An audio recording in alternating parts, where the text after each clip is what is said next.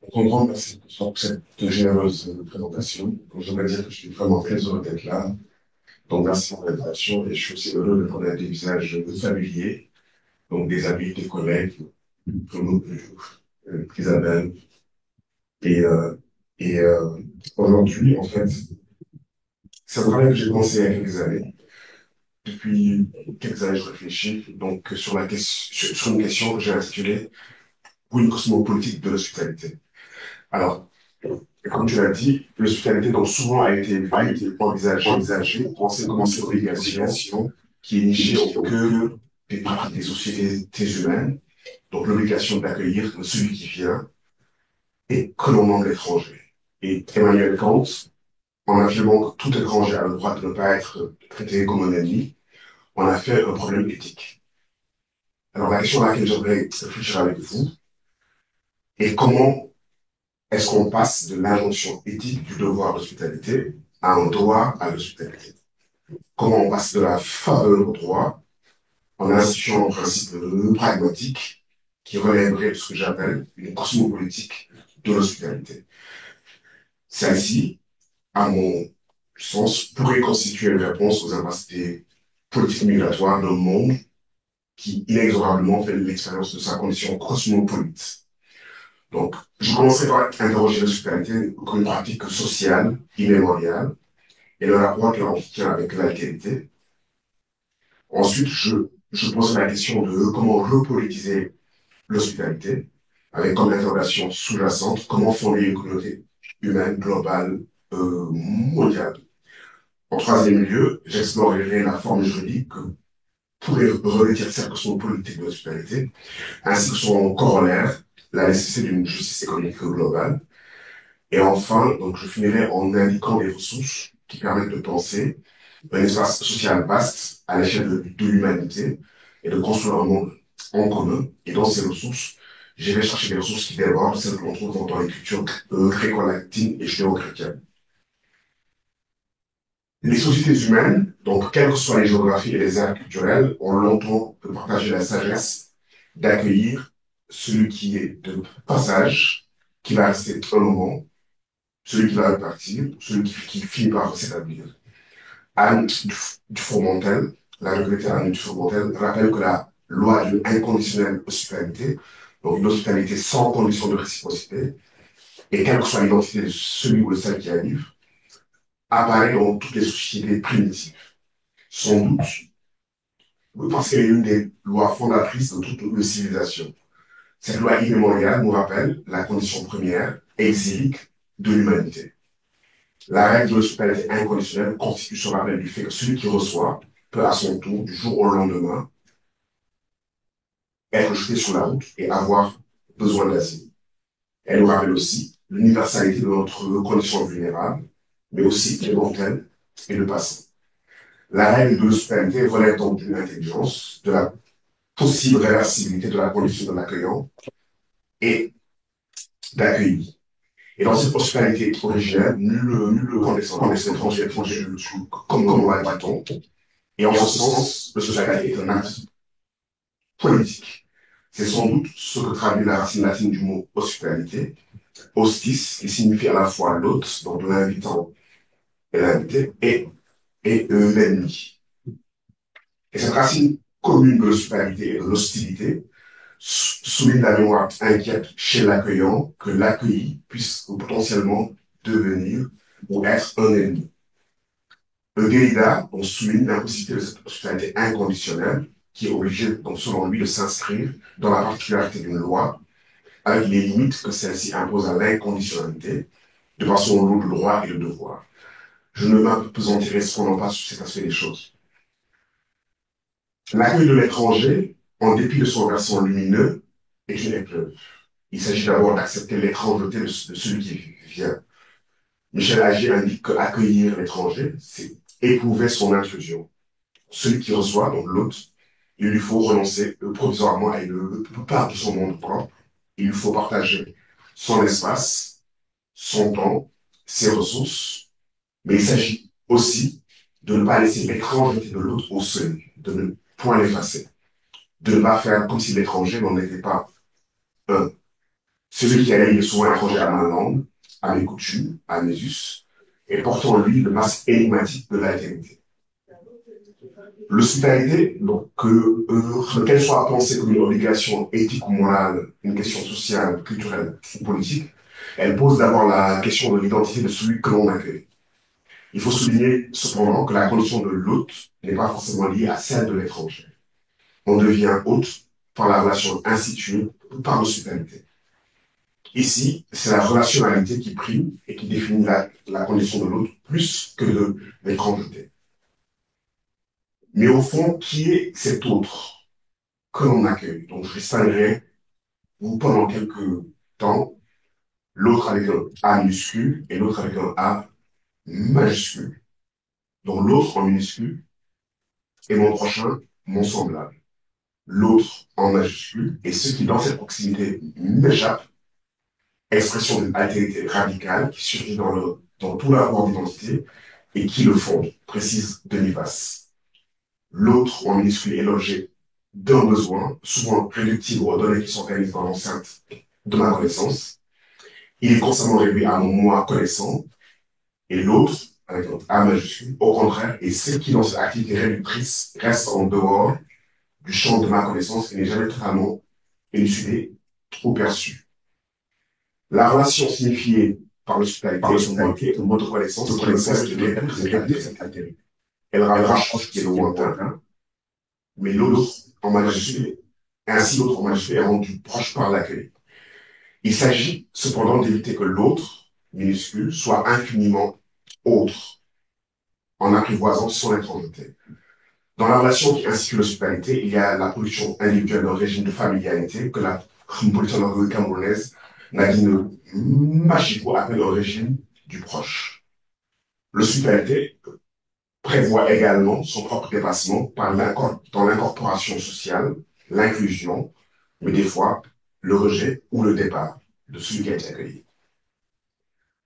Pourquoi est-ce qu'il faut repolitiser la question de l'hospitalité? Depuis 2000, 50 000 individus au moins sont morts aux frontières européennes. L'Europe, en se protégeant des étrangers venant d'Afrique et du Moyen-Orient, produit des morts. Marina Garcès souligne qu'en faisant cela, elle se meurt aussi, ces morts partagées, qui n'est pas de la même nature ni à la même échelle.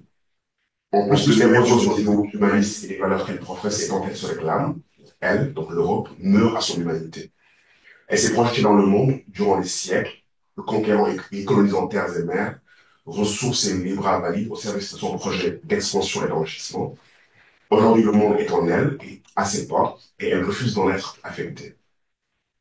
De même, les migrants latino-américains en route vers les États-Unis sont de plus en plus nombreux à mourir à la frontière entre le Mexique et le Guatemala. Antoine Pécou, dans un travail de recension des morts aux frontières, note que si le projet de Donald Trump de construire un mur de séparation entre les USA et le Mexique a joué un rôle clé dans son élection en 2016, la militarisation de cette frontière a en réalité débuté depuis les années 90. Elle a conduit les migrants en provenance du Mexique et d'Amérique centrale à prendre des risques pour échapper au contrôle, ce qui a provoqué des centaines de décès, essentiellement dus, dans cette région désertique, à de la déshydratation et à de l'hypothermie. De l'autre côté du Pacifique, l'Australie lutte farouchement contre l'arrivée des migrants et des réfugiés, en particulier lorsque ces derniers tentent d'embarquer depuis l'Indonésie ou le Timor, comme en Europe. C'est surtout suite à un naufrage que surviennent les décès de migrants qui sont originaires d'Asie du Sud-Est ou d'Afghanistan. Une des évolutions des politiques migratoires contemporaines est l'extension du contrôle en amont comme en aval des frontières. En amont, les migrants sont interceptés dans des pays dits de transit, dont les gouvernements reçoivent en échange des aides financières et un soutien logistique. Pour l'Europe, c'est le Maroc, l'Ukraine, la Turquie ou encore la Libye qui jouent les serveurs. En Amérique du Nord, c'est le Mexique qui joue le rôle, limiter le nombre de migrants qui arrivent aux portes des États-Unis.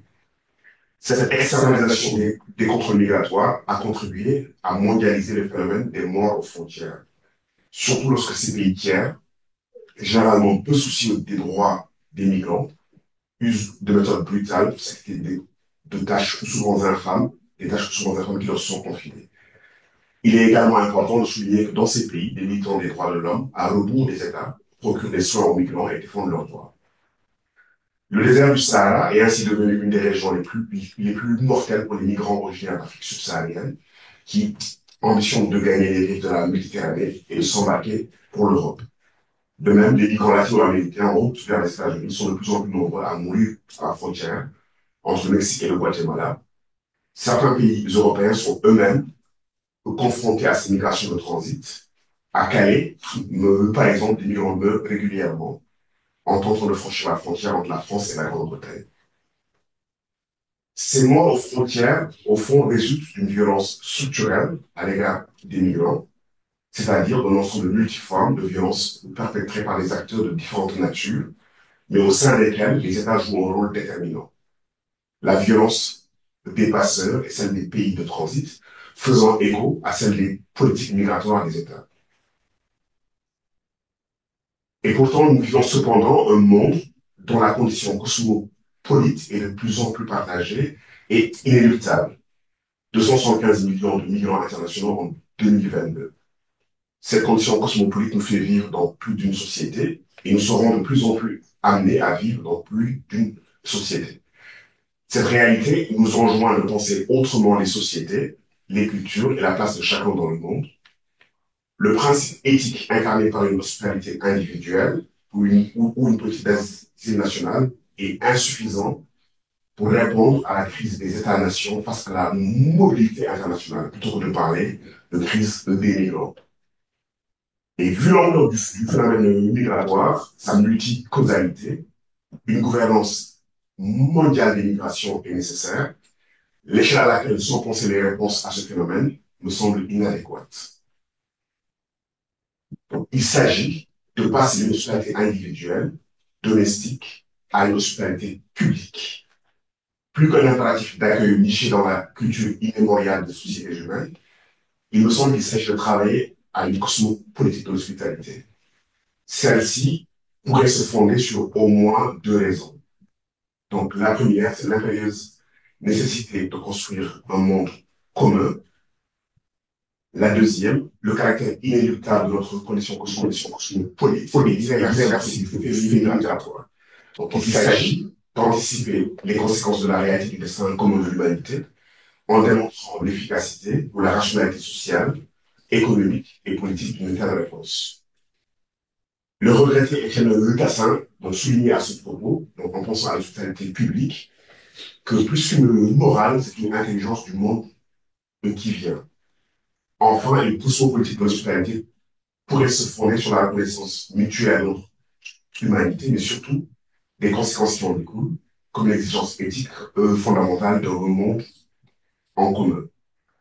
Alors, pour nous, la question se pose de comment on fonde la communauté mondiale, comment on, ou bien où la fonder.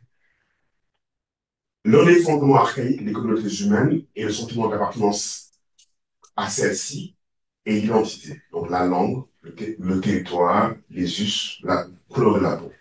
L'anthropologie nous apprend que l'on se distingue des autres en établissant des limites et que la démarcation, la limite, sont une nécessité pour l'identité. Une expression atavique de l'identité pourrait se formuler ainsi. Nous sommes ce en quoi nous différons des autres. La démarcation est également une nécessité pour l'altérité, car marquer la différence, c'est aussi reconnaître l'autre.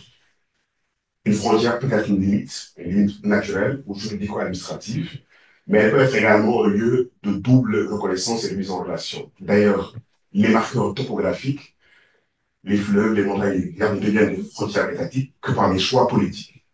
Autrement, ce sont aussi des lieux de circulation et d'échange. Et Caroline aussi précise que les frontières sont aussi le résultat des usages des populations, de leurs pratiques spatiales et de leur territorialité subjective.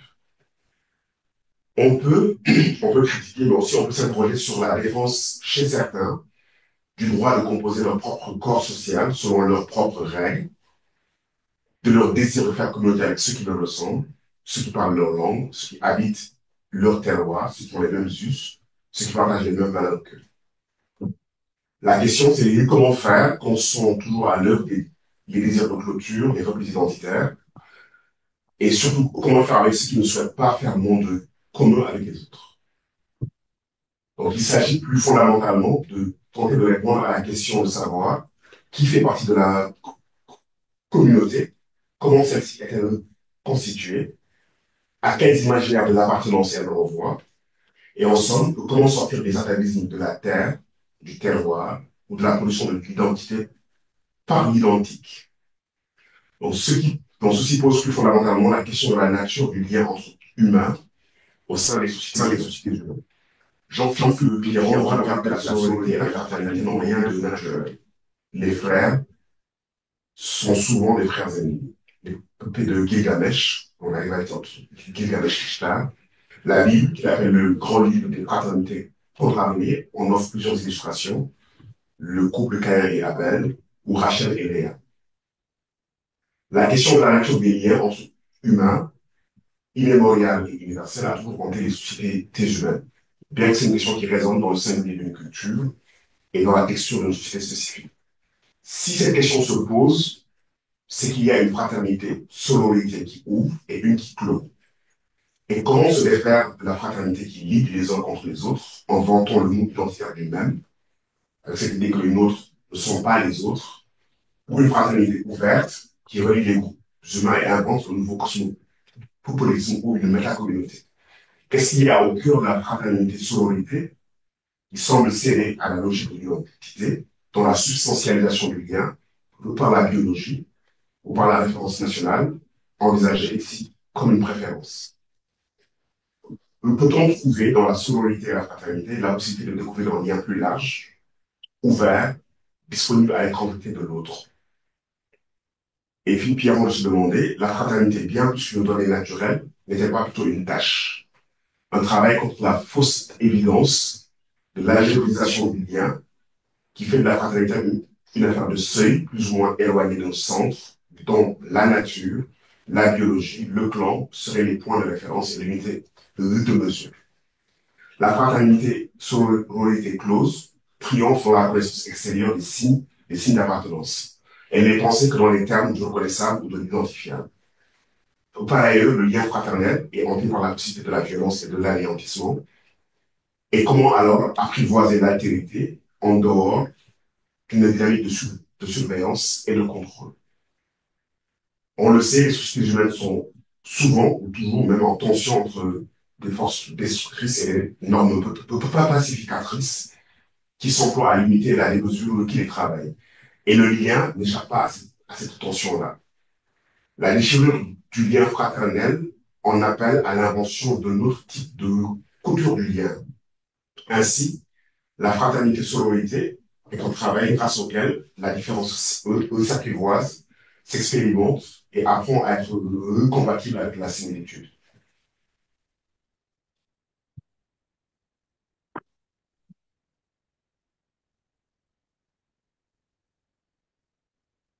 Pour sortir de la communauté archaïque, qui repose sur des liens traditionnels fondés sur la biologie et la nature, les communautés modernes ont tenté de s'émanciper de ces liens-là en fondant celles-ci sur des attentes partagées.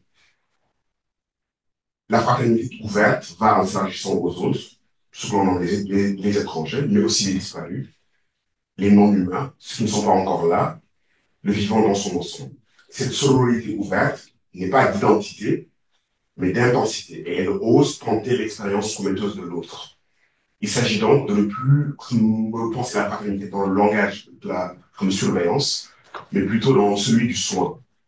Le soin mutuel est rendu possible par la découverte en soi-même de cette perméabilité à l'autre qui se nomme vulnérabilité. Judith Butler et Athena Athanasiou soulignent que le sujet n'est pas autosuffisant du fait des multiples dépendances et des diverses relationnalités dans lesquelles il est pris.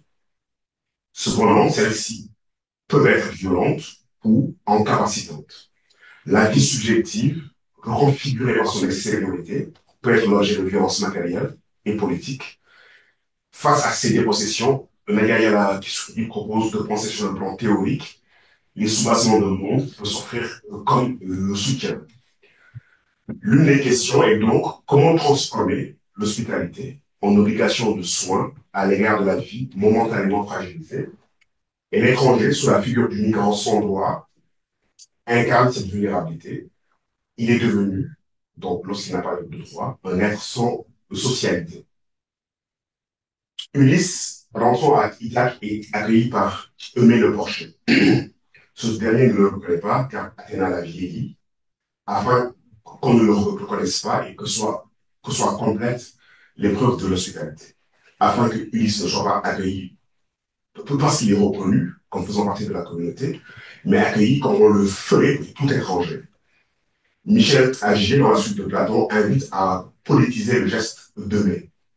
La proposition d'une cosmopolitique de l'hospitalité que j'avance est celle de la constitution d'un régime cosmopolitique du proche. Habiter le monde, c'est pouvoir y circuler librement et habiter pleinement ces géographies. Faire du monde le territoire, l'espace de circulation des humains, est un choix politique que nous pouvons faire. La libre circulation des individus, si on y consentait, ne poserait pas tous les problèmes que l'on imagine. Bien sûr, les pôles de richesse seront attractifs et ceux qui en sont privés y convergeraient. Mais rien n'empêche cependant d'imaginer et de travailler avec des mécanismes pour mieux répartir les richesses et les ressources et veiller à une meilleure équité territoriale mondiale en dotant tous les espaces de capacité en emploi, en éducation, en santé et en santé et en économique. Et je vous l'assure, les économistes le souhaitent, ça faire cela. En œuvrant à une meilleure justice économique globale ou mondiale et en produisant les bonnes incitations, les zones à faible densité humaine pourraient attirer des populations car offrant elles aussi des opportunités d'une vie décente et de qualité. Il me semble que c'est une exigence éthique majeure de notre époque car les inégalités et les disparités économiques et sociales sont le fruit d'un système de production et de répartition des richesses structurellement élaboré pour profiter à une minorité d'individus au détriment du plus grand nombre. Désarticuler ce système, le démembrer, le reconstruire sur des bases plus équitables, en plus d'être socialement efficace, est une nécessité civilisationnelle. Donc les ressources de cette planète, ainsi que son patrimoine intellectuel et culturel, relèvent du bien commun. Elles sont le fruit de toute l'expérience humaine. Le simple fait d'appartenir à l'humanité devrait donner à toute personne, tout individu, le droit d'accéder à des ressources qui assurent sa dignité, du fait simple de son humanité. On pourrait ainsi songer à une gouvernance mondiale où toutes les questions liées aux conditions de vie de base, la sécurité, la santé, la nourriture, l'éducation, et c'est techniquement envisageable. La dernière globalisation a fait émerger des acteurs transnationaux qui, de façon différenciée et inégalitaire, certes, font déjà monde. Un certain nombre d'activités humaines sont transnationales, déterritorialisées et dématérialisées, les flux d'informations, les flux financiers. Les risques climatiques et sanitaires, ainsi que la plupart des questions sociétales, relèvent désormais de problématiques globales. Cependant, le traitement juridique et politique des grandes questions de notre époque est en décalage avec cette réalité-là. En prenant la mesure de la dimension globale et transnationale du fait migratoire, il est possible de le régir par un droit commun, qui peut être différencié dans son application, car prenant en compte les contextes locaux. On pourrait, par exemple, créer une citoyenneté mondiale qui reconnaîtrait les droits fondamentaux des individus et qui viendrait s'ajouter à leur citoyenneté singulière ou particulière. On pourrait ainsi créer un statut juridique pour les migrants, garantissant leurs droits fondamentaux et préservant ainsi leur dignité d'être humain et un statut juridique qui est applicable dans tous les espaces et dans tous les lieux. Ces pèlerins que l'on appelle migrants auraient ainsi un droit inaliénable, où qu'ils soient, à la sécurité, à la santé, à l'éducation, bref, aux soins. Et ce droit serait garanti par des traités internationaux qui s'imposent aux États-nations ou qui prennent la forme de conventions internationales, de règles supranationales à ratifier par les États. Une cosmopolitique de l'hospitalité aurait ainsi un complément juridique et pratique. En 2018, à Marrakech, l'esquisse d'une telle tentative eut lieu. L'ONU fit voter un pacte pour les migrations sûres, ordonnées et régulières, et le texte énonçait des principes généraux quant à l'accueil des migrants, mais n'imposait aucune contrainte légale aux États, respectant ainsi leur souveraineté nationale sur cette question-là. Le texte visait simplement à assurer le respect des droits de l'homme, du migrant, indépendamment de son statut. Ce texte, bien que voté par une importante majorité d'États membres, 162, fut fortement décrié et n'eut aucun effet pratique. 5 pays ont voté contre: les États-Unis, la Hongrie, Israël, la Pologne, la République tchèque. 12 pays y se sont abstenus: l'Algérie, l'Australie, l'Autriche, la Bulgarie, le Chili, l'Italie, la Lettonie, la Libye, le Liechtenstein, la Roumanie, la Suisse et Singapour. Et 10 pays, notamment la Slovaquie, étaient absents. Une disposition du préambule du texte stipule que les migrations sont facteurs de prospérité, d'innovation, de développement durable, et qu'une meilleure gouvernance pourrait permettre d'optimiser ces effets positifs. Le texte appelait à établir un cadre de coopération juridiquement non contraignant afin de promouvoir une vision commune d'un phénomène inéluctable découlant de la mondialisation. Un aspect intéressant du texte réside dans la formulation de 10 principes directeurs associés à des engagements pour les migrations sûres, ordonnées et régulières. Donc, je citerai quelques-uns de ces principes. Donc, lutter contre les facteurs négatifs et les problèmes structurels qui poussent les personnes à migrer. Dans le texte, préconisait des actions en faveur du développement durable, lutte contre la pauvreté, rendre plus accessibles les voies de migration légales, en particulier pour les motifs professionnels, et faciliter l'intégration des migrants, s'attaquer aux facteurs de vulnérabilité liés aux migrations et les réduire, sauver des vies en mer, éviter les décès lors des trajets migratoires, coordonner les recherches des migrants disparus, prévenir et lutter contre le trafic et la traite des migrants, gérer les frontières de manière intégrée, sûre et coordonnée, coopérer en vue de faciliter le retour et la réadmission des migrants dans leur pays d'origine, en toute sécurité et dignité. Cette tentative ratée nous amène à penser, qu'articuler une cosmopolitique de l'hospitalité par un droit fondé sur des principes humanistes est bien sûr impérieux, mais insuffisant. La règle seule ne suffira pas.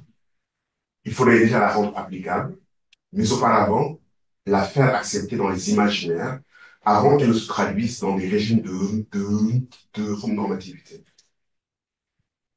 Il est nécessaire, me semble-t-il, de d'abord produire un langage, des pratiques et des imaginaires de monde commun, ainsi que travail sur l'imaginaire de la partie appartient à la communauté. Les sociétés qui refusent aujourd'hui d'accueillir les étrangers sont paradoxalement celles qui en ont le plus besoin pour leur économie, leur démographie, le renouvellement de leur culture et de leurs imaginaires, pour ensemble éviter leur propre entropie.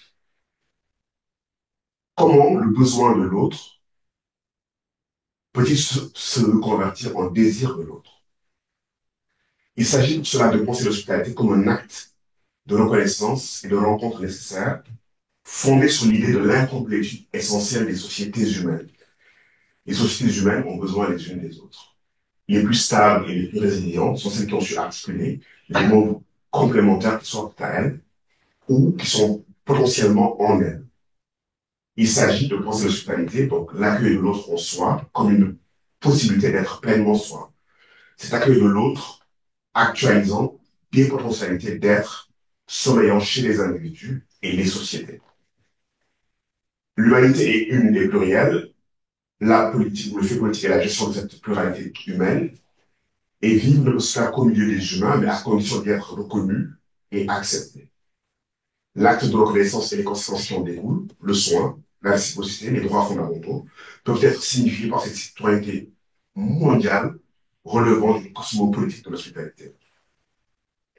Pour élaborer un espace social vaste à l'échelle de l'humanité, il est nécessaire de penser cet acte de reconnaissance et de réciprocité, donc ici la question de l'hospitalité, en dehors des seules ressources des traditions gréco-latines et géo-chrétiennes. L'anthropologue sénégalais Abdourahmane Seck a proposé 3 notions, 3 concepts: la teranga, le mbok et le hak, pour penser cette question. Il fait appel à ces 3 notions qui structurent la sociabilité donc sénégalaise et analyse leur performativité dans l'élaboration de l'espace de l'en commun. L'approche qu'il propose consiste à partir du principe de réciprocité, tel qu'il fait exprimer dans le langage premier des communautés humaines, celui de la parenté, et ceci parce qu'il fait adopter dans toutes les sociétés humaines comme une condition sine qua non du vivre ensemble. Le terme minorité langue traduit par hospitalité, mais qui signifie aussi accueil, ou prestation dans la culture Wolof renvoie à la notion de réciprocité. Quand quelqu'un reçoit une teranga en termes de don, de sollicitude ou de bienfaisance, ou s'en trouve affecté, il est littéralement lié par cette teranga et doit la rendre en mieux, à l'image de la terre et de la semence. Donc s'insinue ici la logique du don et du contre-don, son caractère asynchronique et différé. Entre le sommet et le rendu, il n'existe pas d'équivalence stricte. Et en ce sens, la surenchère constitue la du rendu. Et cela rend l'obligation de rendre encore plus. La teranga est configuratrice d'un périmètre spécifique du lien. Le terme qui signifie mbok en Wolof a été malencontreusement traduit en français par la notion de parenté ou de parentèle, ou limitativement traduite ainsi, parce que ça veut dire ça aussi. C'est un terme qui renvoie plutôt à la communauté de partage, ce que l'on partage, donc l'Imbok, et ce que l'on a en partage. Ainsi, le périmètre du lien social et politique est le MBOK, qui est le domaine de l'inclusif, de la participation, de la protection, du partage sur fond d'ouverture continue et reproductive. La troisième notion, le terme hack, est une expression courante inscrite au cœur des socialités quotidiennes. Et la notion renvoie au domaine du prix et du coût. Chaque chose et chaque être en dispose ou en est favorisé. Elle fait appel à un univers sémantique qui est celui de la justice, de l'équilibre et de l'équité.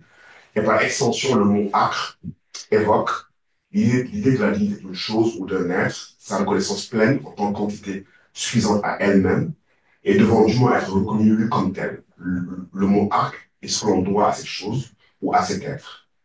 Dans les échanges sociaux et économiques, le hack fonctionne comme une instance d'autocensure et empêche les protagonistes de se baiser mutuellement, chacun voulant se garder d'emporter par devers lui le hack donc le dû de son vis-à-vis. Et toute transaction oppose donc au protagoniste une part d'irréductibilité. Il s'agit, pour la question qui nous concerne, donc celle de l'hospitalité, de ce que l'on doit à l'humanité des uns et des autres. Donc le hack que l'on doit, le dû à l'humanité des uns et des autres. Donc la reconnaissance et le soin et l'hospitalité en est une expression. Donc l'hospitalité serait une expression de ce que l'on doit à l'humanité des uns et des autres. Et le hack adjoint à notre besoin de jouissance une conscience du besoin de l'autre. Et ici, il s'agit à travers l'acte d'hospitalité de se garder de prendre par-devers soi la part de vie de l'autre. Pour conclure, il est nécessaire de faire monde et de le faire différemment. Il est possible de faire un monde par la négative, donc les pandémies, les crises écologiques, donc le démontre à souhait, le constat des fractures, des risques, des déliaisons dont nous faisons collectivement l'expérience, ainsi que leurs conséquences écologiques, sociales et politiques et éloquents, nul besoin d'être aussi étant. La communauté nationale qui est notre référent premier, je dirais notre référent atavique, s'est construite sur le mémoire de vie. Et me semble pour construire la communauté mondiale, il s'agit de sortir de la prison conceptuelle et imaginaire de la nation et de l'État-nation. Et pour cela, la question de la nature des récits à produire pour fonder cette communauté mondiale me semble fondamentale. L'une des difficultés, il y en a plusieurs, l'une des difficultés pour construire un monde commun est liée au fait que nous n'avons pas une mémoire commune. Si nous fondons nos communautés sur le couple mémoire et oubli. Et chaque groupe humain fonde sa mémoire sur une histoire singulière. Une communauté mondiale à construire nécessiterait un récit tourné vers le futur et qui anticipe sur le destin commun de l'humanité. La collapsologie, l'écologie, le transhumanisme sont de tels récits. Certains de ces récits configurent une communauté de destin par la négative, la pandémie, la crise écologique. Il me semble qu'il manque à l'édifice un récit tourné vers le futur et fondé sur une heuristique positive qui nous ferait désirer faire un monde commun. Si on postule un lien de continuité entre les corps individuels, sociaux et les écosystèmes, une question politique de l'hospitalité implique également de penser de nouvelles ontologies relationnelles à l'échelle du vivant, mais cet aspect des choses, je le réserve pour une autre fois. Et je vous remercie pour votre collaboration.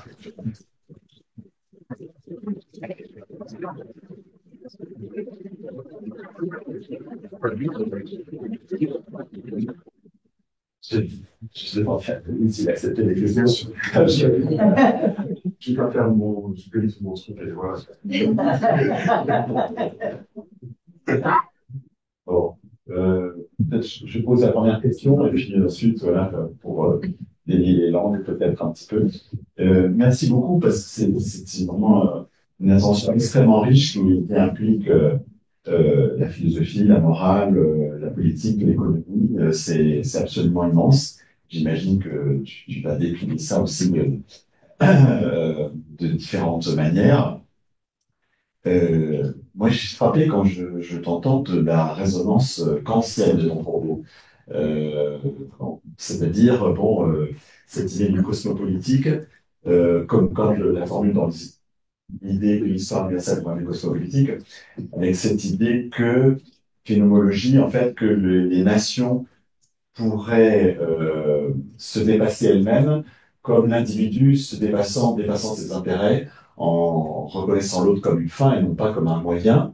Et donc, il fait cette homologie pour imaginer une sorte de république mondiale où les nations seraient en quelque sorte comme les individus entre eux et pourraient se dépasser leurs intérêts. Euh, Est-ce que finalement tu assumes de réinstaurer une sorte de droit universel dans cette citoyenneté mondiale? Est-ce que la notion d'universel, donc, du coup, se trouve réhabilitée dans ton discours par rapport à, je dirais, une critique de l'universel qu'on connaît bien depuis déjà quelques décennies au profit du différentialisme? Est-ce que le sujet de droit, en quelque sorte, que tu envisages, réinstaure une certaine idée de l'universalité entre les individus?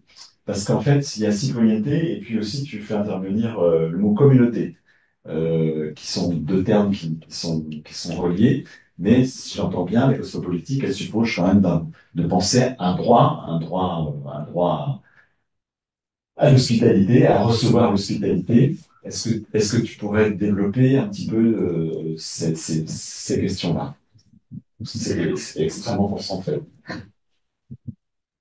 Ce que j'essaie d'avancer comme proposition, c'est que fondamentalement, il y a une unicité de la condition humaine. Et que vivre parmi des humains, c'est accepter, c'est déjà appartenir à la communauté humaine. Et donc, à partir de là, donc, être l'objet de soi. Donc, ce qui m'intéresse dans un premier temps, c'est quels sont les imaginaires qui constituent la communauté. Comment est-ce qu'on imagine qui fait partie de la communauté? Je pouvais pousser le raisonnement à l'extrême en disant, en fait, il n'y a pas d'étrangers, quoi. Sauf si des gens viennent de Vénus ou de, je ne sais pas, ailleurs, quoi.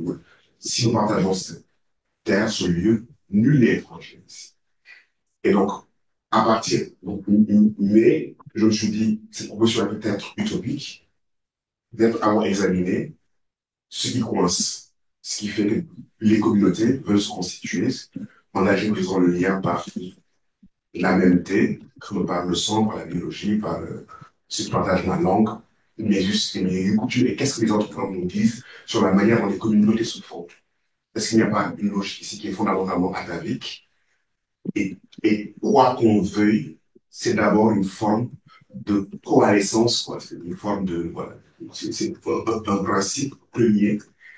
Et quels sont les récits, les imaginaires et les normativités qui fondent ce principe premier? Donc, je pense qu'il y a ce principe premier, tant qu'on n'y réfléchit pas. Et donc, tous les philosophes qui réfléchissent à la fraternité ouverte, celle qui délie, ils m'intéressent, puisque justement, ils indiquent des ressources pour penser une communauté la plus élargie. Donc, c'est plutôt ça. Donc, du coup, oui, le terme universel, il est applicable à tout le monde. Je me méfie des usages de ce terme-là, parce qu'il a des usages divers, pluriels et problématiques. Et même quand on le convoque de manière, je dirais, juste, et il peut être très problématique. Mais l'idée d'une citoyenneté globale ou mondiale est un principe qui veut déborder le cadre normatif de l'État-nation, et mais surtout le cadre imaginaire, et considérer qu'un humain est pleinement humain où qu'il soit. Et comment est-ce qu'on lui assure la plénitude de son humanité? C'est si on fait en sorte que où qu'il soit, il puisse exiger de la communauté que la communauté lui soit relevable de soi, et que la communauté le reconnaisse fondamentalement. Et puisqu'on a des dispositifs normatifs, je veux dire, les dispositifs de soins qui nous protègent sont à l'intérieur de nos États-nations, qu'est-ce qui empêcherait qu'on les élargisse sans les mettre en concurrence ou sans les rendre exclusifs d'une nationalité? Donc, dans ce sens-là, oui, je plaide pour un principe d'une, on va l'appeler peut-être citoyenneté universelle, mais dont le contenu est celui-là, mais surtout, bah, qui réinterroge, quoi, qui appartient à la communauté et qu'est-ce que ça signifie fondamentalement appartenir à la communauté et qu'est-ce que ça implique. Et comment on pourrait formuler ce droit juridiquement qui vaudrait pour toutes les nations et indépendamment de leur conception du droit. Parce qu'on peut penser le droit de manière internationale, mais la manière dont tu le formules semble autoriser l'idée d'un droit universel. D'un droit supranational ou universel. Si on regarde ce que Arnaud Dufourmentel dit, et même dans leur discussion sur l'inconditionnalité, il y a une sorte de reconnaissance que la sagesse immémoriale que les communautés humaines ont a été comme celle d'accueillir celui qui arrive, celui qui passe, celui qui va rester, et elle se fonde sur la sagesse et l'intelligence que cette condition exilique et réversible.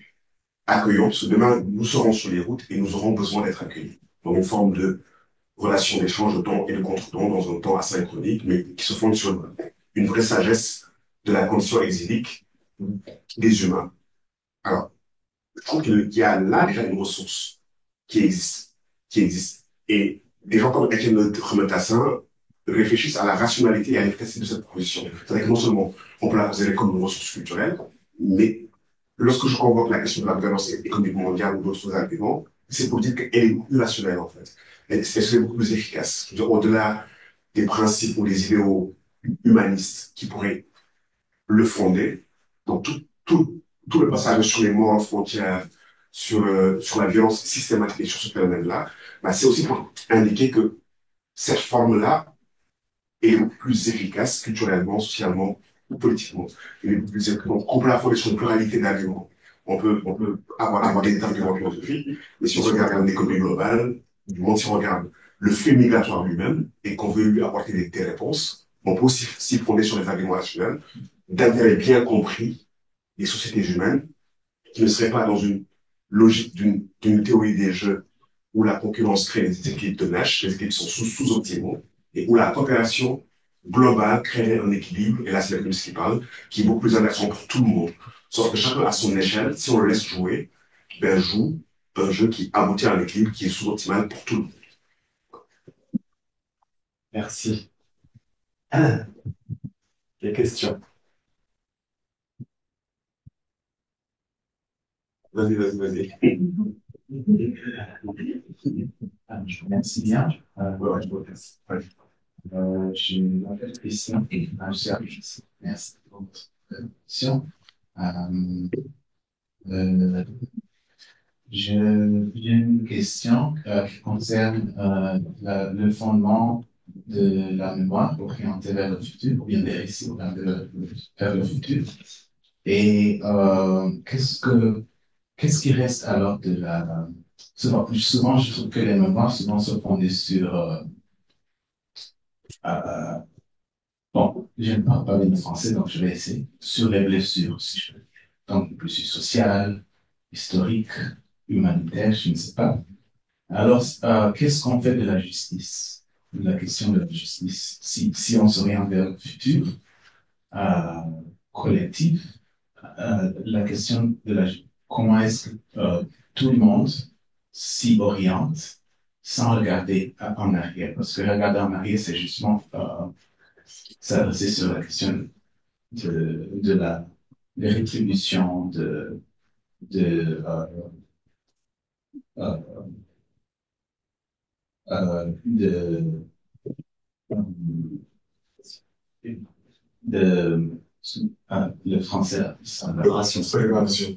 des réparations, etc. Alors, comment ce récit-là peut inclure ces questions?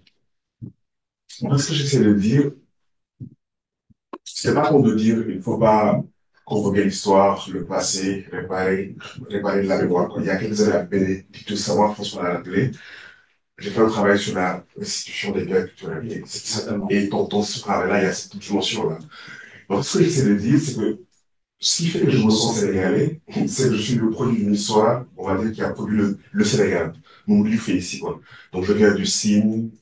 Avant le Sine, il y avait l'Empire du Mali, du Ghana. Je partage avec certains une histoire commune qui m'identifie, qui crée une généalogie. Je partage pas la même histoire avec le Chinois ou le Taïwanais ou le Japonais. Et si je retrouve mon sentiment d'appartenance à la communauté sur ce leg-là, donc ceux avec qui je ne partage pas une histoire singulière, peut-être j'aurais du mal à m'identifier comme faisant partie de la même communauté qu'eux.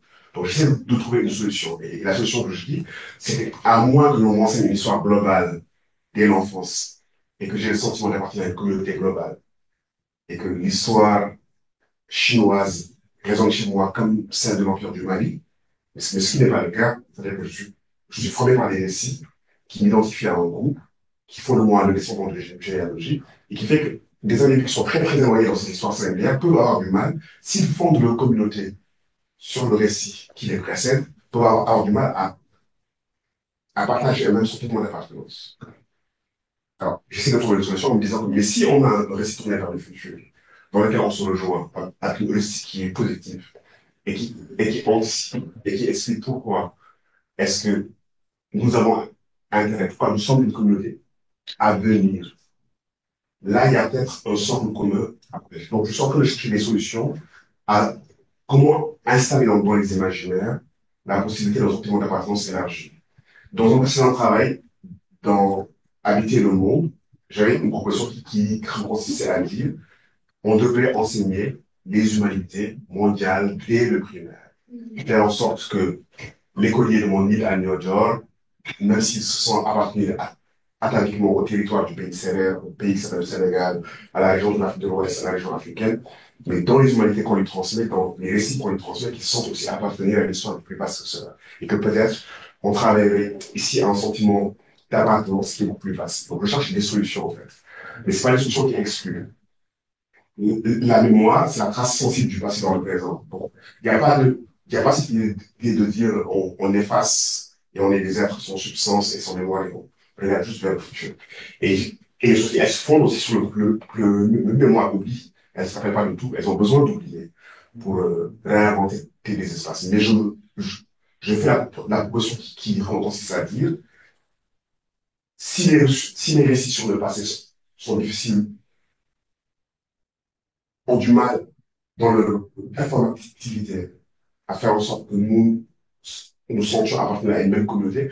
Oui, ça arrive plus tard, ça arrive plus tard. C'est-à-dire que je pense que avec le temps, en faisant un effort, on peut se sentir solidaire de ces communautés pionnières et avoir vraiment le sentiment qu'on appartient à la communauté humaine et se sentir solidaire de toute l'histoire humaine. Comme Fanon le dit tu vois, dans Paulois, et je suis en train de la terre, je suis homme et la guerre de la guerre de la foi, etc. Et partout, mais ça, c'est un travail, je crois. Je crois que c'est pas une donnée première, c'est un cheminement qui fait que on se sent solidaire de toutes les histoires de l'humain. Mais déjà, faut-il y avoir accès et se construire psychiquement comme étant l'héritier de toute cette histoire de l'humanité. Mais je pense que un récit commun tourné vers le futur aide à construire ce sentiment d'appartenance. Parce que ce que je dis, c'est que la normativité, pour qu'elle soit opérante, il faut qu'elle soit assise sur une construction imaginaire acceptée. Et si on escamote l'étape de travailler d'un point de vue imaginaire le sentiment d'appartenance, bah, les normativités, elles ne sont pas opérantes. Et que c'est une solution qui peut être pratique, mais il faut que les humains acceptent que fondamentalement, nous faisons communauté, que nous sommes une même communauté globale. Et ça, comment on le travaille, ça? Juste encore une addition. Et est-ce que comment tu fais l'ONU? Il y a des gens sur Zoom, je pense que c'est pour ça qu'ils veulent le. En quoi tu fais l'ONU dans ce travail? En quoi? Il fait par exemple les organes comme l'ONU. Ils essayent? Et Ils essayent? maintenant qu'ils n'arrivent même pas à s'entendre sur quoi faire sur Gaza, etc. Donc, je pense qu'en fait, toutes les tentatives multinationales, multilatérales, elles ont des limites certes claires, mais j'imagine le contrefactuel. J'imagine si elles n'étaient pas là du tout, où est-ce qu'on en serait? Bon, il y a des échecs patents dans plusieurs types de missions, et il y a des limites claires. Là-dessus, il n'y a rien à dire. Mais souvent, quand j'ai envie de les critiquer, je les critique, mais je me dis, j'imagine aussi si elles n'étaient pas là. Et je prends des exemples, quoi, là où ne serait-ce que sur le plan conceptuel, sur le plan des idées, sur le plan du droit international. Je veux dire, il y a des choses qui ont avancé, quoi. Il y a des idées philosophiques qui se sont traduites en institutions normatives. Les tribunaux, les pénaux internationaux, même si on les critique, font quand même un travail contre l'impunité globale, la compétence universelle de justice. C'est quand même des avancées dans la vision des droits d'une humanité globale, même si dans les faits, effectivement, il y a énormément de limites, il y a des problèmes, je suis entièrement d'accord avec vous. Mais je ne les jetterai pas avec l'eau du bain. Non, j'ai une question. Je ne sais pas le mais comment on peut faire avec la communauté? Non, je pense qu'il peut y avoir des espaces, et c'est pour ça que j'ai essayé de prendre l'exemple du parc de Marrakech en 2018, qui était intéressant dans son idée, mais qui n'a pas fonctionné, parce qu'elle n'avait aucune dimension normative vraiment contraignante. C'était des procès généraux, et puis on respectait la souveraineté, etc., sur la question migratoire. Et déjà, quand les États ratifient les traités internationaux, il n'y a pas de force coercitive quand ils ne les respectent pas. Mais quand on leur dit, mais non, on ne fera pas de souveraineté sur cette question-là, encore rend moins performative la disposition. Et pourtant, dans les 10 points, il y avait des arguments intéressants, il y avait une tentative, mais donc elle échoue. Et ce qui m'intéresse ici, en termes chronique, c'est cette tentative, elle n'a pas abouti. Est-ce qu'on peut la reprendre et la repenser et voir sur quoi elle a buté et pourquoi elle a échoué. Mais je trouve intéressant qu'il y ait au moins eu cette tentative-là. Merci. Merci beaucoup, Frédéric. C'était fort intéressant. Alors, au risque d'être redondante, j'aimerais bien revenir quand même sur cette question d'une communauté archaïque qui fonctionne sur des principes ataviques, par lesquels l'identité serait définie par exclusion. Euh, il me semble que bon, c'est un a priori qu'on ne peut pas forcément toujours partager. Il me semble que bon, rien que dans la nomination de ces communautés archaïques, les meilleurs, les vivants visibles, il n'y a rien qui soit basé sur le territoire ou une histoire commune ou une langue commune. Hein. On peut toujours intégrer ces communautés-là. Alors, euh, à partir de là, le schéma, c'est de passer d'une communauté atavique qui se définit par exclusion à un monde plus large.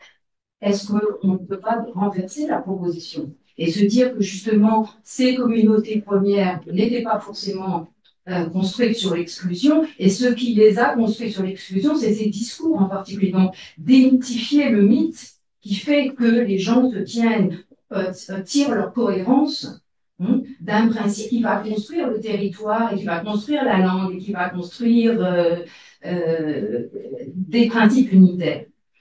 Donc ça, c'est mon premier souci. Par ailleurs, je me demande comment est-ce qu'on peut construire donc ce tout monde, hein, cette communauté globale, en faisant l'économie d'une critique de la nation qui est évidemment productrice de frontières. Voilà, c'est mes deux questions. Sur la nation, je suis entièrement d'accord. Et d'ailleurs, je me pose dans le texte en disant qu'il faut sortir de l'imaginaire de la nation, quoi, de l'état-nation et de la nation elle-même. Sur les frontières aussi, sauf que récemment, j'ai lu une étude, un travail de thèse sur les frontières à l'intérieur du continent qui me fait relativiser mon point de vue simple, la conférence de Berlin, 1887, entre ces frontières-là, ces frontières littéraires. Donc, ce que j'apprends, c'est que un certain nombre de ces frontières existaient déjà avant Berlin, et que les communautés ont des usages de la frontière et produisent des répertoires symboliques qui, en même temps, sont des lieux de fréage et de circulation et qui sont en même temps des frontières. Et que c'est pas une notion qui est totalement importée et qui leur a été surimposée, que c'est beaucoup plus compliqué. Et que la délimitation, la démarcation est un besoin de la communauté. Alors, sur les communautés archaïques, je prends la remarque, la critique, et je vais y réfléchir. En tout cas, c'est ce que disent beaucoup d'anthropologues. Donc, peut-être que c'est un propos dont il faut aller traquer la colonialité. Mais moi, je viens de communautés archaïques qui sont les seigneurs de l'île des îles du Saloum. Et mon observation, c'est que l'identité des seigneurs, elle se fonde sur qui nous sommes et sur en quoi nous sommes différents des autres. D'abord, nous sommes différents des seigneurs qui sont sur la terre, le Dieri, nous avons notre langue. Et qu'est-ce qui nous identifie et qui nous différencie de d'autres? Ça, c'est mon expérience. Je suis les premiers de ma communauté, avant d'être sénégalais, c'est simple d'être quelqu'un qui vient d'une ville de 10 000 habitants avec des individus qui sont fortement attachés à qui ils sont ou à la représentation de qui ils sont. Et ça, j'ai pas eu besoin d'anthropologue pour venir me le dire. C'est la manière, c'est les récits qui viennent chez moi. Et je ne crois pas que ces récits aient été dictés par des gens qui sont venus de l'extérieur. C'est la manière dont ils fondent leur fiction fondatrice. Donc, je pense que peut-être que la réalité elle est entre les deux. Il y a certainement des processus de réification qui sont venus s'ajouter à des processus endogènes de détermination parce qu'il y avait le plus évident, quoi. Qu'est-ce qui fait que toi et moi, on fait communauté? Pourquoi on est en bord? Qu'est-ce que nous partageons? Et ça me semble rationnel que ça parte de là. Même si peut-être il faut éviter de le rendre exclusif. Et là, je suis d'accord sur l'exclusivité, quand il faut nuancer le propos.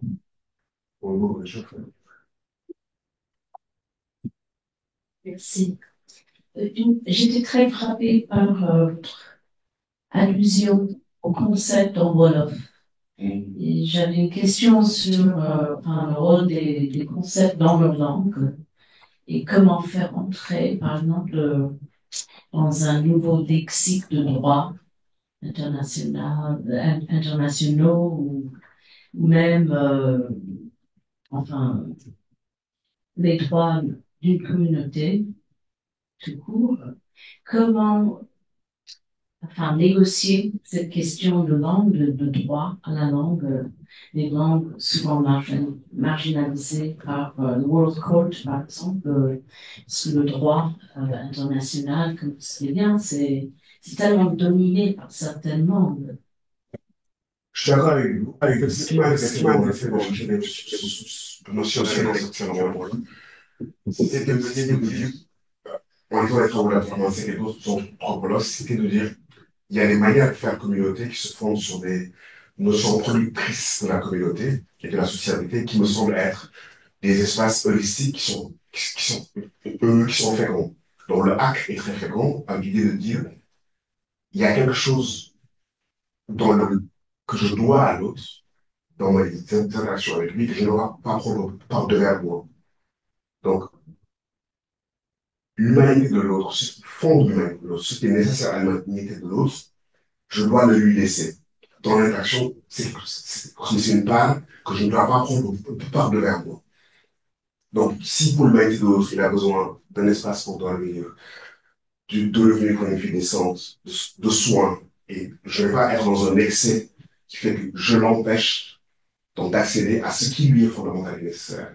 Et j'ai trouvé que la réflexion d'Abraham sur le hack, sur la teranga, la notion de la possibilité sur le moque, ce qu'on partage, et des ressources à venir convoquer dans le débat entre Kant, Derrida, Dufour-Montel, ou les humanités latino, judéo-chrétiennes. Il y avait énormément de ressources. Quand il s'agit de l'Afrique, on va juste parler de l'Ubuntu. Oui. Donc, et puis on fonce sur l'Ubuntu. Il y a le Zumanchin au Niger, il y a énormément de notions du vivre ensemble, du faire ensemble, de la pollution de la communauté, qui nous sont des ressources que l'on peut penser si on veut élaborer justement, si on veut répondre à sur quoi se fonde la communauté. Donc c'est une tentative sur ces trois notions-là qui me sont plus proches, je dirais, culturellement, et pour lesquelles je trouve que vraiment c'est un travail important.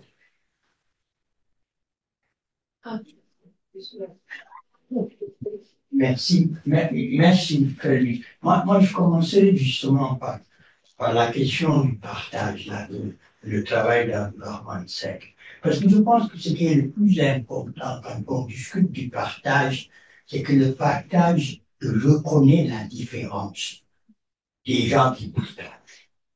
Donc là, l'unité n'est pas l'unité que j'appelle moi l'unité de la raison des Lumières, qui est une unité qui, comme dit un de mes collègues, est en fait cette raison, elle est autoritaire. elle soumet tout à sa propre logique ou détruit tout ce qui n'entre pas dans sa logique. Je pense que la raison des Wolofs, si on veut, est au contraire une raison qui fonctionne sur la base de la reconnaissance de la différence pour précisément faire communauté. Au lieu d'avoir une communauté qui réduit, par exemple, les États africains précoloniaux n'ont aucun c'est ce que ça veut dire, une unité linguistique. Il n'y a pas une langue nationale. Et même la question de la frontière, elle est discutable là.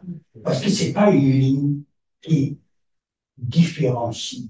Pourquoi? Parce que en fait, les États connaissaient les sujets du roi, les communautés qui faisaient partie d'un État et ce qui n'en. Et ce sont les hommes et les femmes qui constituent la frontière. Et c'est là où c'est intéressant par rapport à ce que tu as dit. Moi, ce que je retiens, c'est qu'on est en face d'une chose simple. C'est pas une question d'histoire.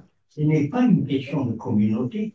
C'est une question de projet. Est-ce qu'on peut avoir un projet commun? C'est tout. C'est ça.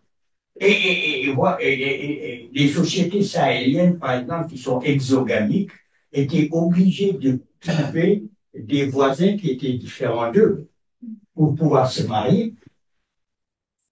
Donc, il faut qu'on reprenne l'idée de qu'est-ce qui fonde communauté. Est-ce que fonder une communauté, parce que c'est ça les citoyens. Les citoyens, c'est de dire tout ce qui fait qu'on est différent, la couleur, le sexe, tout ça, on fait une abstraction à la française. Le citoyen français n'a pas de sexe. Mais est-ce que justement on pourrait revenir à une citoyenneté qui dit, ouais, une citoyenneté où il y a des noirs, des blancs, des jaunes, des femmes, et qu'on reconnaisse à chacun cette différence pour créer non pas une unité qui est totalement abstraite, mais une unité qui fait que la somme des différences est ce qui constitue la communauté. Et moi, je pense que comme historien, les États précoloniaux fonctionnaient sur ça. Le Niger, les historiens le savent, il y a eu des villes qui sont apparues là, parce que le paysan, il était paysan, il donnait les céréales, le pêcheur, il était pêcheur, il donnait les poissons, le pasteur, il était pasteur parce qu'il donnait la viande, et chacun devait garder sa différence et sa spécialisation pour pouvoir vivre ensemble. J'aime bien cette idée de la reconnaissance de la différence comme fondement de l'échange. Même comme je dirais, les avantages comparatifs. Je trouve qu'il y a des dotations factorielles, les gens échangent. Et j'aime bien cette idée aussi qui comprend ça dit que peut-être dans la recherche de modèles sociétaux, tenter de comprendre comment les États ou les ensembles précoloniaux ont fonctionné sur la longue durée et qu'est-ce qui leur a permis de faire communauté dans la longue durée. Et lorsque tu en parler de raisons qui acceptent la différence, je me suis rendu compte qu'en Wolof, quand on dit que quelqu'un n'est pas intelligent, qu'il n'est pas capable, a un esprit qui est court, quand quelqu'un est égoïste, on dit de faire quatre frères. Quand quelqu'un est égoïste, on dit que sa raison elle est courte. Alors qu'en économie, on apprend que les vices privés font les vertus publiques. L'égoïsme est une vertu. C'est-à-dire la femme des abeilles de Mandeville et toute la doxa autour des discriminations. Et l'économie néolibérale, elle se pense sur cette idée qu'il faut optimiser ses préférences, son plaisir. Et dans une autre cosmologie, bah, quelqu'un qui pense qu'à lui a une petite raison, n'est pas intelligent. Donc la raison qui inclut, qui est plurielle, est la vraie raison. Et la raison courte, Gatrel, bah, c'est la raison exclusive, quoi. C'est celle qui trouve la personne. Et donc, je vous dis, là aussi, il y a des sortes de choses à aller rechercher pour tenter de comprendre à un autre niveau un certain nombre de notions ou de catégories, quoi, qui ont permis, justement, d'articuler la différence dans un ensemble et de faire communauté, quoi.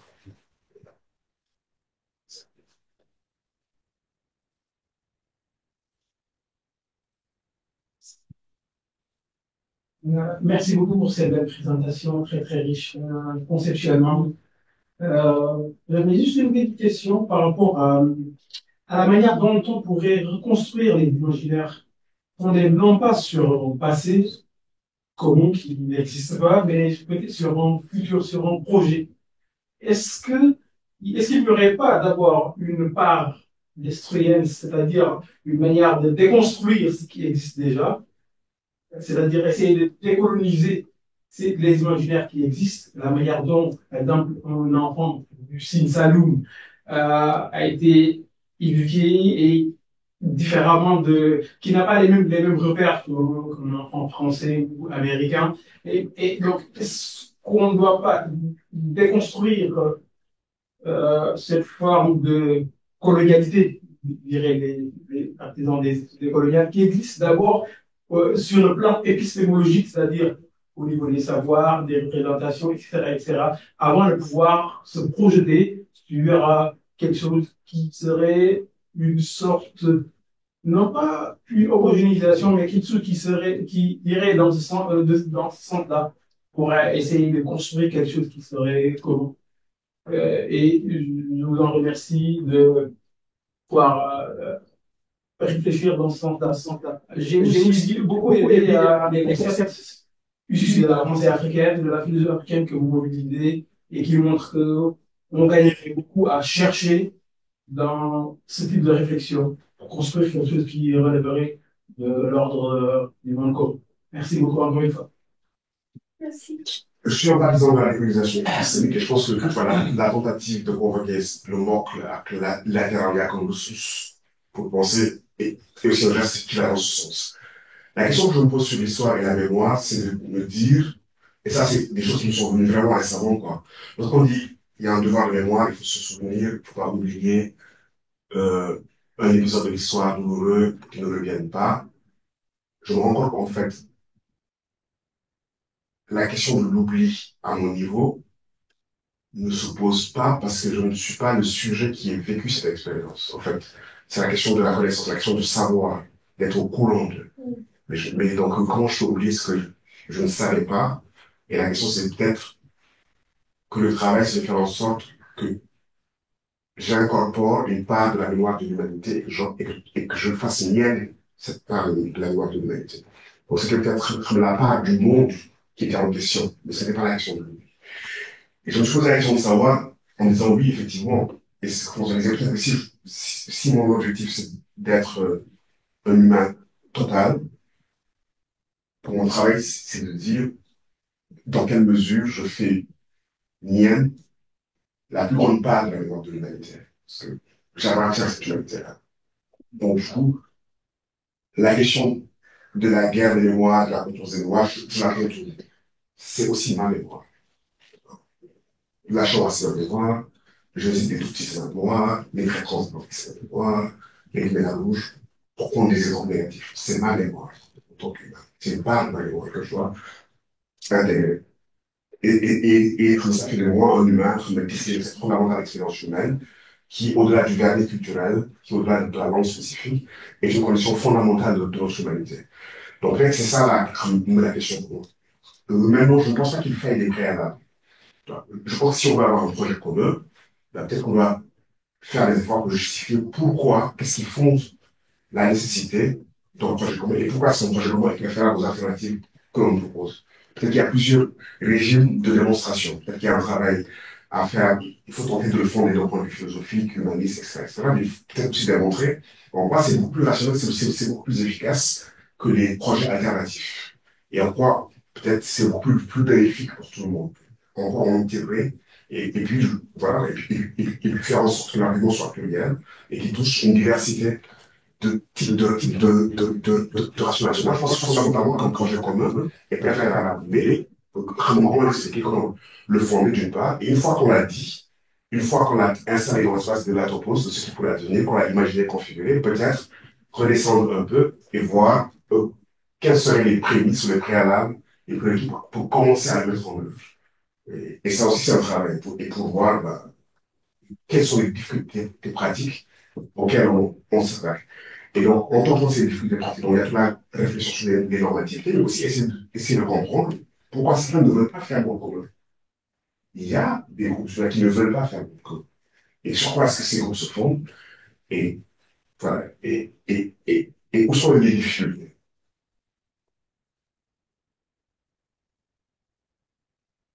Bien, je crois que Félouine a beaucoup répondu. Il est peut-être temps de conclure. Et bon, de travailler, je pense, toutes ces pistes, parce qu'il y a énormément de pistes, aussi bien sur la question du droit, sur la question de la philosophie du commun. Et merci pour cela, et je pense qu'on a on a envie de poursuivre. En tout cas, merci pour cette très belle conférence, Félouine. Pour ça,